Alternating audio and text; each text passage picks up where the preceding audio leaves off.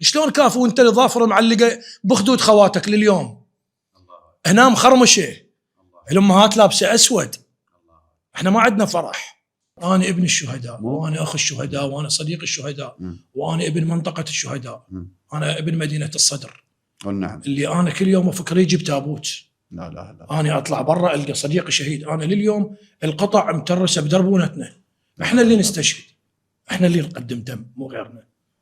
انت من تقول لي انتم تكتبون هواي للشهداء، اي نكتب للشهداء هواي، بس احنا نستشهد. احنا اللي نقاتل بالنيابه. احنا يا عركه صارت بالعراق واحنا مو اول الناس بيها، واحنا اللي ينقال علينا ذيول وينقال علينا مو خوش وليد ونتحمل. يا هو الذيول، يا هو الذيول، يا هو اللي يحب الوطن اكثر من عندنا. العراق ما حد يحبه اكثر من عندنا، ما حد يحب العراق اكثر من عندنا. العراق نحتاج دمنا.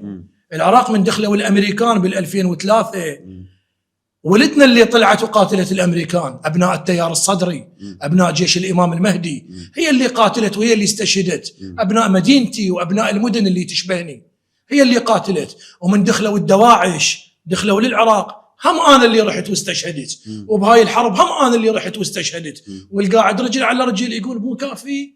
شلون كافي؟ شلون كافي وانت الظافر معلقه بخدود خواتك لليوم؟ الله اكبر. هنا مخرمشه، الله أكبر. الامهات لابسه اسود. الله أكبر. احنا ما عندنا فرح. الله أكبر. احنا نستحي نفرح، قسما بالله ورسوله نستحي نفرح.